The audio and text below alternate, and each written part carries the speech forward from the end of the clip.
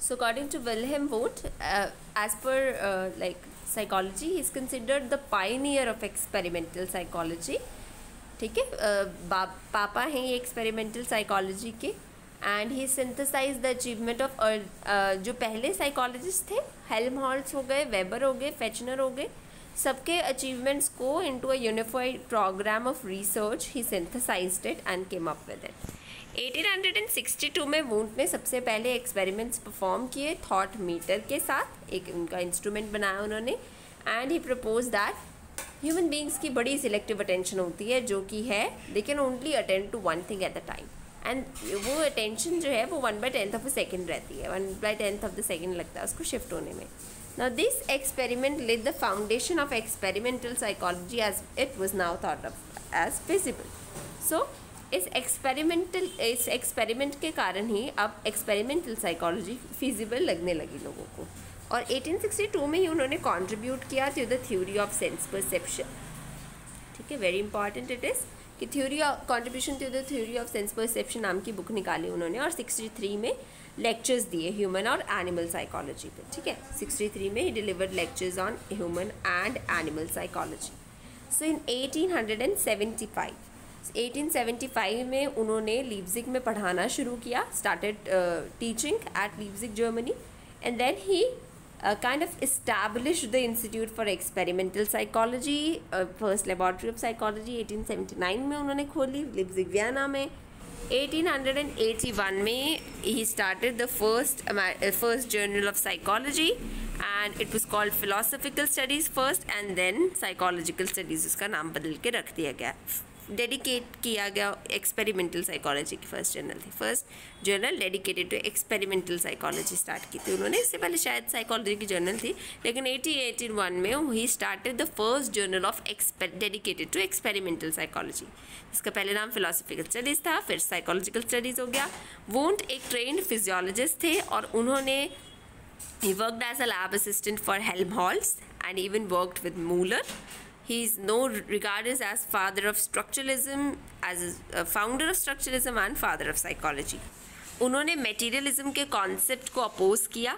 The viewpoint that everything is made in the physical world is made up of atoms and molecules, इस viewpoint को पूरी तरह materialism को oppose किया उन्होंने. Then British empiricism को oppose किया उन्होंने कि believe that person is a passive recipient of sensations, इस viewpoint को भी खारिज किया पूरी तरह. वुंट के अकॉर्डिंग साइकोलॉजी का सब्जेक्ट मैटर है to study the immediate experience from the view point of the experiencing person. Subject matter of psychology is to understand subject matter of psychology was to understand the immediate experience को study करना from the view point of experiencing person. Now his method of psychology was called introspection that involved controlled observation of the contents of consciousness. जो उनकी method of psychology थी, method of study थी, वो introspection कहलाती है. और introspection में हम क्या करते हैं, बहुत ही कंट्रोल्ड वे में कंट्रोल ऑब्जर्वेशन करते हैं.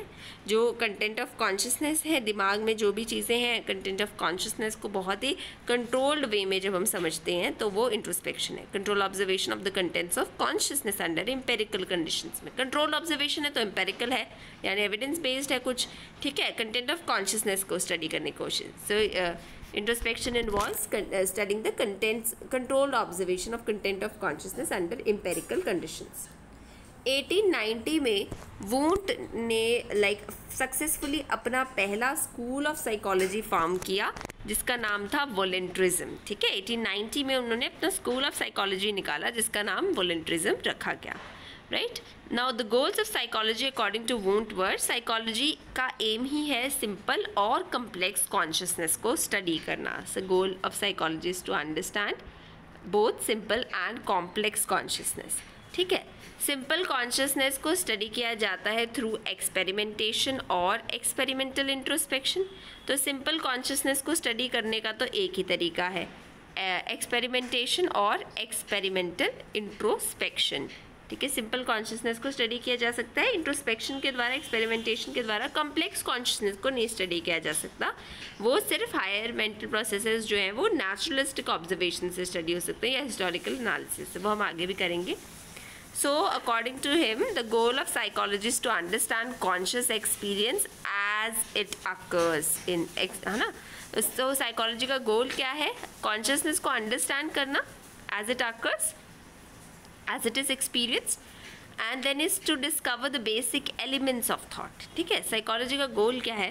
कॉन्शियस एक्सपीरियंस को स्टडी करना as it occurs. The goal of psychology is to understand conscious experience as it occurs and to discover the basic laws of basic elements of consciousness को study करना चाहते थे वो, और to discover to understand consciousness as it is occurring, right? So he wanted to understand the mental laws that govern the dynamics of consciousness. तो वो mental laws को govern करना वो अंडरस्टैंड करना चाहते थे उन मेंटल लॉज को जो वो गवर्न करते हैं डायनेमिक्स ऑफ कॉन्शियसनेस को.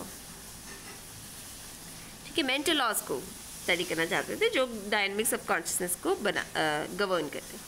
तो discover the laws by which mental elements combine into. So he wanted to discover वो वाले लॉज जिनके द्वारा मेंटल एलिमेंट्स कंबाइन होते हैं एक मोर कॉम्प्लेक्स मेंटल एक्सपीरियंसेस में. ठीक है, he wanted to discover the laws by which the mental elements combine into more complex mental experiences.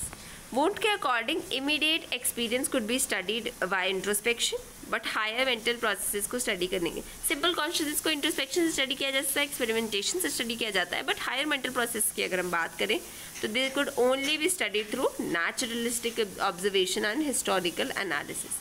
तो हायर मेंटल प्रोसेसेस जो है वो नेचुरलिस्टिक ऑब्जर्वेशन से स्टडी कर सकते हो आप, हिस्टोरिकल एनालिसिस से ही उन्हें अंडरस्टैंड कर सकते हो. So according to Wundt, immediate experience could be studied through introspection, but higher mental processes could only be studied through naturalistic observation या फिर हिस्टोरिकल एनालिसिस. आगे वुंट ने डिस्क्राइब किया है इंट्रोस्पेक्शन को आप डिवाइड कर सकते हो दो तरह में. प्योर इंट्रोस्पेक्शन जो बहुत ही अनस्ट्रक्चर्ड होती है. ठीक है, it involve self observation as used by the philosophers. Unstructured pure introspection जो है जिसमें आप सेल्फ के ऑब्जर्वेशन करते हो जैसे फिलोसफर्स करते थे, राइट, वो प्योर है. और दूसरी होती है एक्सपेरिमेंटल इंट्रोस्पेक्शन जहाँ पर आप लैब के इंस्ट्रूमेंट्स का यूज़ करते हो to vary the conditions and hence making internal perceptions more precise. तो एक्सपेरिमेंटल इंट्रोस्पेक्शन में लैब के इंस्ट्रूमेंट्स का यूज़ किया जाता है to vary the conditions and to make the internal perceptions को और precisely study करने के लिए. अब स्ट्रक्चरलिस्ट लोगों के अकॉर्डिंग साइकोलॉजी का एम ही है to study the what, how and why of psychology, right? अब अगर हम what की बात करें तो साइकोलॉजी क्या स्टडी करना चाहती है बेसिकली, what में ये आता है. जैसे what को डिफाइन करने के लिए what में बेसिकली मेंटल एलिमेंट्स जो हैं बेसिकली वो क्या क्या मेंटल एलिमेंट्स हैं उनका एक कैटलॉग सा बनाया, right. How was to answer the question that कैसे ये मेंटल एलिमेंट्स कंबाइन होते हैं. ठीक है, हाउ आंसर करता है कि मेंटल एलिमेंट्स कैसे कंबाइन होता है, और why of psychology neurological correlations ढूंढने की कोशिश करता है इन मेंटल इवेंट्स में. ठीक है, अभी हम डिटेल में स्टडी करेंगे तो